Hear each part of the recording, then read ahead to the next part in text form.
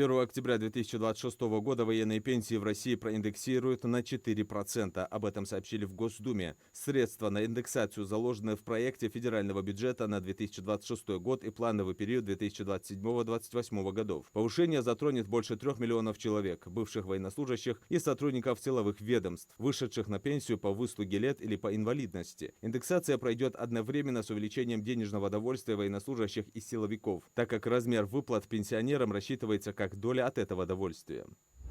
9 ноября во всем мире отмечают Международный день против фашизма, расизма и антисемитизма. Он был установлен по инициативе международной сети против расизма United, объединяющей более 560 организаций из 46 стран. К чему приводят убеждения в превосходстве одной нации над другими, мир узнал в годы Второй мировой войны. Сегодня вопросы антисемитизма вновь выходят на первый план вместе с антимигрантской истерией и проблемой исламофобии. Даже в тех государствах, на чью долю выпало больше всего испытаний, официально зарегистрированы и легально действуют организации профашистской идеологии. В начале 21 века в различных регионах мира участились проявления ксенофобии, национализма, антисемитизма, расизма, всего того, что составляет понятие фашизм. Ключевую роль в этом в зарубежных странах играет политика попустительства властей праворадикальным группам, фальсификация истории, использование неонацизма в собственных политических целях. Поэтому сегодня, как никогда, большое значение приобретают пропагандистские меры, направленные на разъяснение тем, кто по глупости или незнанию вступает в такие организации. И в первую очередь это касается молодежи, ведь они будущее нашей планеты.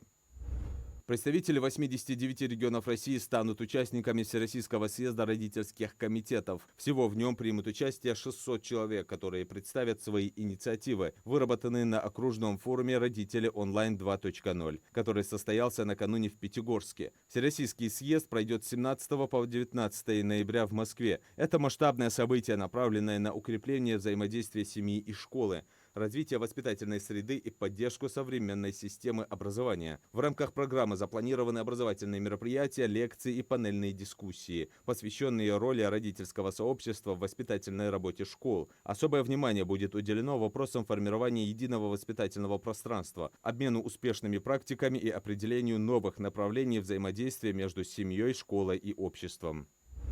В Госдуме предложили доплачивать не менее 40% от оклада педагогам государственных вузов в регионах со стажем от 10 лет и увеличивать эту надбавку пропорционально росту стажа работы в конкретном регионе. Согласно документу, порядок начисления надбавок установит правительство. При этом в обеспечении получения педагогами предлагаемой надбавки предлагается задействовать региональные госорганы наравне с Миноборнауки Российской Федерации. В России предлагают повысить зарплаты медикам первичного звена. С соответствующей инициативой выступили в Госдуме. Авторы инициативы предлагают увеличить оплату труда врачам и медсестрам в среднем в 1,5 раза. По их мнению, это поможет остановить отток кадров из системы здравоохранения. Депутаты подчеркивают, что многие медики вынуждены работать на 1,5 ставки, что приводит к профессиональному выгоранию. Низкие зарплаты были названы основной причиной дефицита медицинских кадров.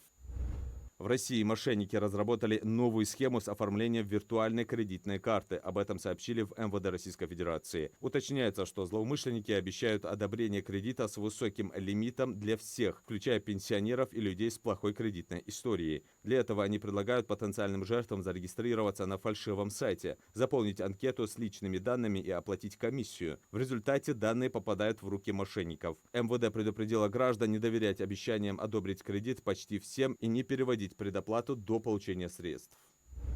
Ингушские спортсмены Иса Харсиев и Алисхан Дудургов стали призерами первенства мира по панкратиону. Соревнования среди юниоров в возрастных категориях Ю-15, Ю-17 и Ю-20 проходили с 5 по 9 ноября в греческом городе Лутраки. Наши спортсмены завоевали бронзовые медали. Алисхан Дудургов выступал в весовой категории до 77 килограммов, а Иса Харсиев до 71 килограмма. На первенстве он представлял сборную Башкортостана.